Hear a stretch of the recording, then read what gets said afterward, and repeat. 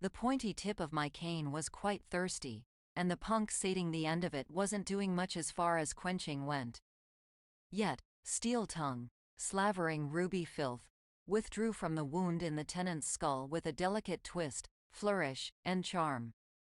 The man's shouting and whining, the contorted wobble of a recently marred mutt, chimed every now and again until his chest stopped moving.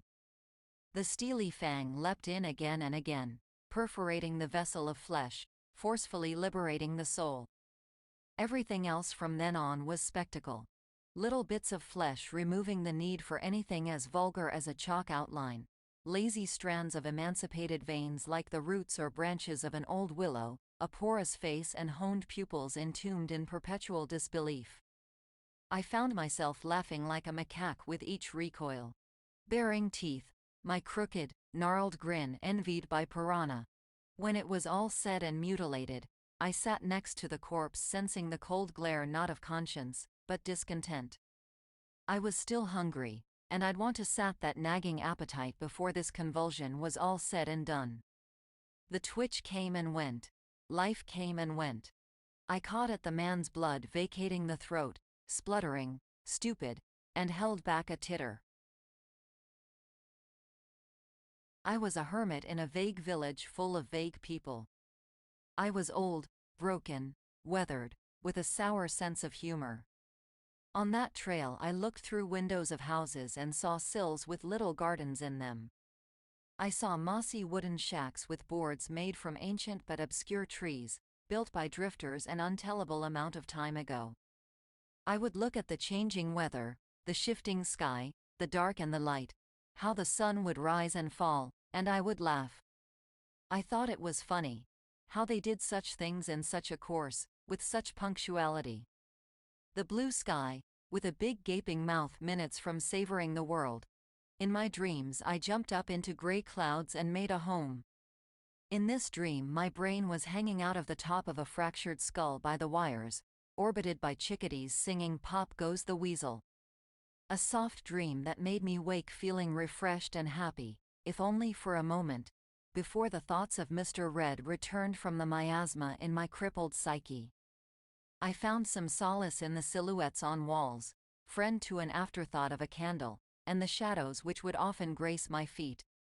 This shadow would always stand silent and waiting for my next move, ever faithful, only victim to changing light. I grafted the space between my pant leg and my flesh with the aid of mountain air and some novice oxidation. My eye holes were bouncing back and forth, reaming. The clouds played a respectful homage as they slowly wafted by, soft grays and impossible purples. I pulled the cloth from the oil and winced slightly, noticing the clouds were smiling at me and informing me that I should give up. Mr. Red appeared in my mind occasionally to inform me that I was a great lie caught between a little truth. In my dreams, I was running from something unforeseeable, hobbling in wide circles around a little grubby hovel with my tail clanking between my legs. Lightning striking the ground hundreds of miles away punctuated the time between the tips of my footpads hitting the ground, and the pivot of my heels manipulating soft orange dust. I thought that I had long since lost my oppressor's shadow underneath the pistons and gears years ago, but his intuition had never failed him. I am always anxious. I stirred that morning attentive, and my wits bade me take flight through the threshold of the cave where I was resting. Little faceless God knows what's hanging from veins along the walls bade me farewell. I etched "liar" into a headstone leaning on a cliff I came across, although I'm not sure why. I set the crude visage of a headless peacock which I had produced from my skull to perch the top. There were a few wind chimes nearby hanging from some petrified cacti. I pulled back a leather hatch leading down into a hole nearby and rested my head on the organs inside. The pounding heat turned the few hairs below the horizon into the fabled river of death. Masses of pulsing, wriggling agate-skinned maggots curdled and churned there. I made believe once that I had flown off into the rot, towards the black shores of fingernails.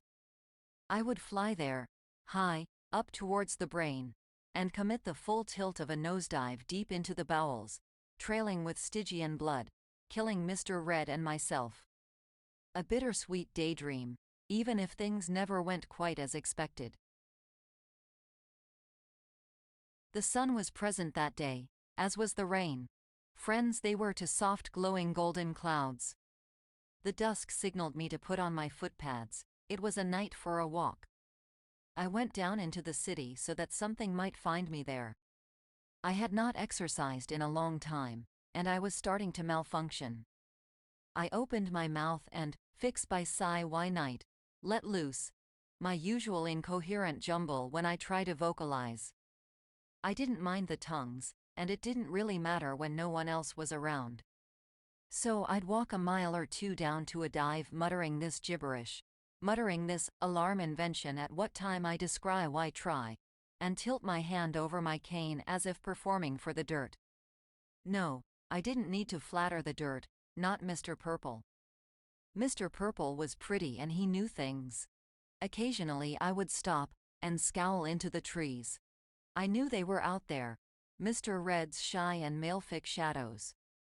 After I had awoken from resting on the corpse, a face paled through the dusk with the chime of a man's gravelly voice.